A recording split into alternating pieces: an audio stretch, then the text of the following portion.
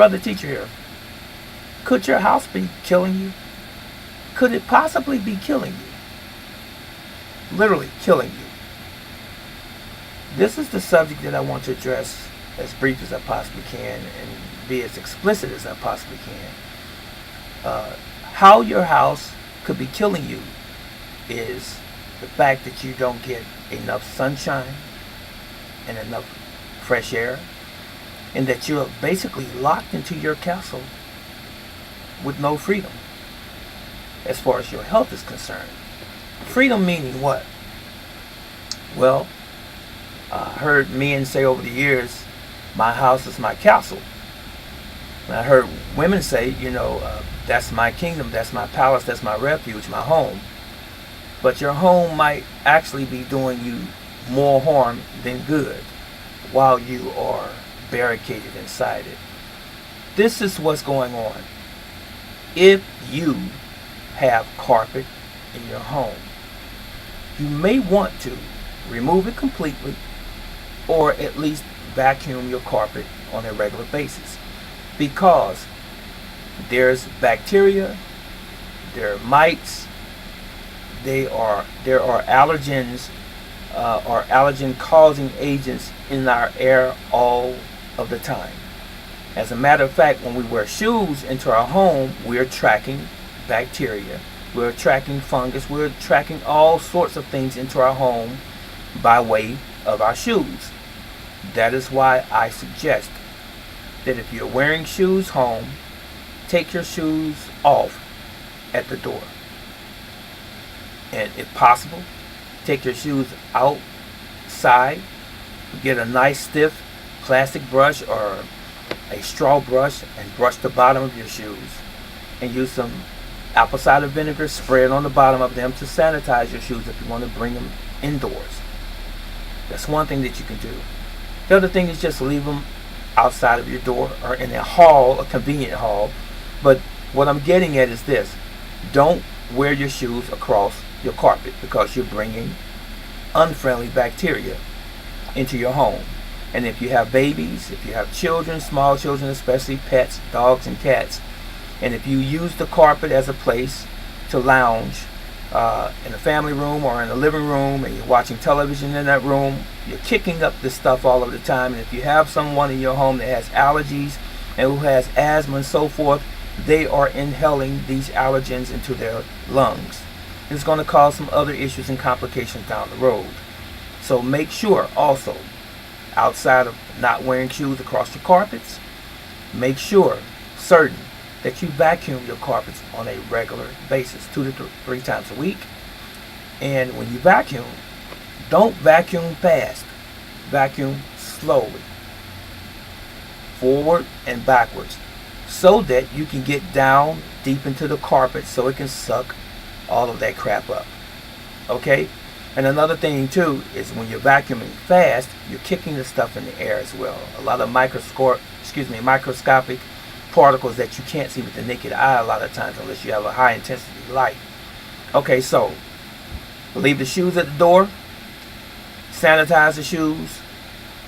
Don't wear the shoes across the carpet. Vacuum 2 to 3 times a week that carpet. And also make sure that you get sunlight. Open up your curtains so that sun can come in. And sun not only helps your plants if you have indoor plants, sun also helps to kill bacteria and fungus that might be lingering inside your home when it comes through the window or you allow it through the windows. And also crack your windows during the day, allowing yourself to get some fresh air outside of you stepping outside in the yard or on the porch, taking some deep breaths, getting some fresh air. When you're locked inside your home, listen to me very carefully. When you're locked inside your home, what I mean by that is this: when your doors are shut and when your windows are shut and your curtains are closed, everything that you brought in on your shoes and on your clothing and other people bring in, and packages that you bring in from the grocery store and shopping, all of those bacteria, all of those fungi, all of those things that are foreign that you're bringing to the home remain in the home. So every time you walk through the house, you're stirring it up. It's all in the air. in your atmosphere, your personal atmosphere, and you're causing health issues down the road. You follow me so far? Alright, so that's it on the carpet and the shoes right now. Now, also, you can use baking soda in your carpet. Leave it down for about 20-30 minutes. Sprinkle it. Baking soda, bicarbonate of soda. It kills bacteria and fungus. Okay? Vacuum the baking soda right back up. Now, as far as using aerosols, such as body sprays, stop doing it. Deodorizers that are sprays, stop doing it. Perfumes that are sprays, stop doing it. Because these things, in most instances, are not natural.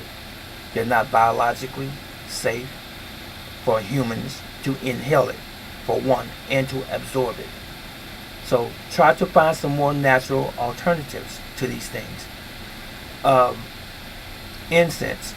If you're going to burn incense, and I burn incense, but I don't overdo it. You never burn something in your house, such as an incense, that is made of oils and chemicals and fragrances that's foreign.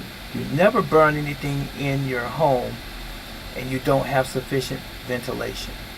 Open up windows in your house if you're going to burn an incense. And don't burn the incense right beside where you're going to be sitting. Burn the incense in an inconspicuous place where it's far away from you inhaling the direct smoke. Understand? So put it in the corner somewhere where it can't catch something on fire, of course.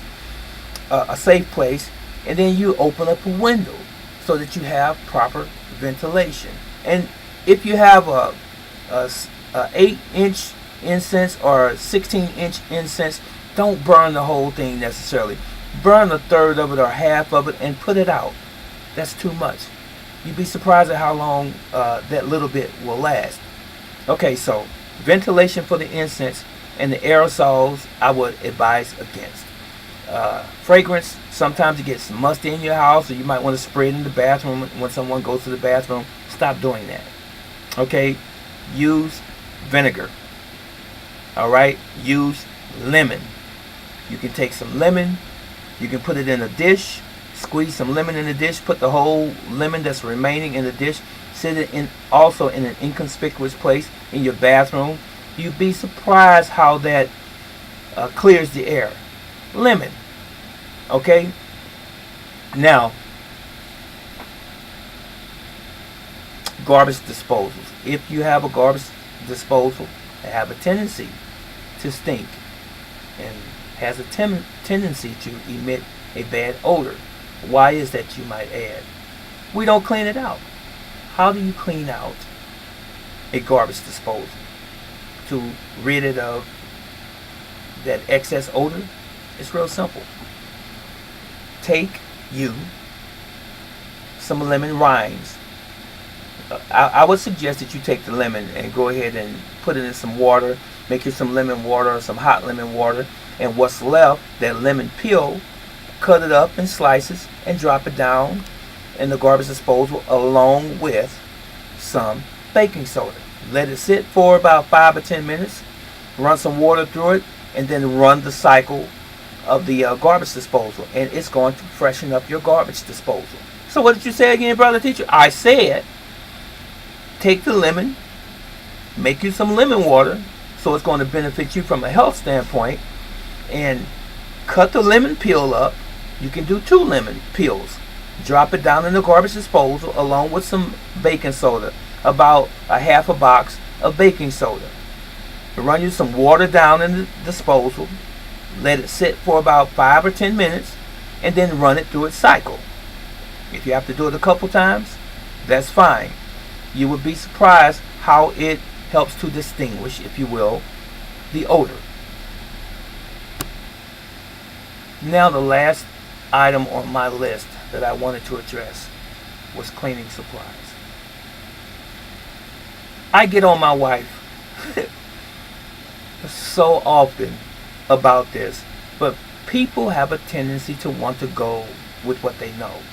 They want to go with what they've traditionally done for years, even if it's a health hazard. Now she's coming along, but in my book, not fast enough. But stop using bleach to clean your home. Bleach is good for cleaning, but bleach harbors and helps to create the growth of mold. It does. So, stop using bleach. Stop using your traditional or conventional cleaning supplies that contain chemicals, of course. Your Pine Sols, your Pine Oils, your Comet Cleanser, your Ajax, all of these types of things. Stop using that crap. Use baking soda, fresh lemon, lime, hydrogen peroxide, and apple cider vinegar. Those are natural cleansers, and plus they are biologically safe for humans and your pets as well. So these were my tips today for you if you want to stop or stave off your house killing you. Your house is killing you again. Why? Using the latter first. You are using chemicals that you shouldn't be using in your home in the first place. We are living beings, and we're not supposed to be ingesting, we're not supposed to be absorbing and inhaling chemicals if we can control it, especially in our own home. And the first subject was, if you have carpet, curtains, and furniture that's cloth especially, make sure that you vacuum it from time to time. Wash your curtains from time to time, and leave your shoes at the door, and stop wearing your shoes across your carpet, leaving all of that residue in the carpets.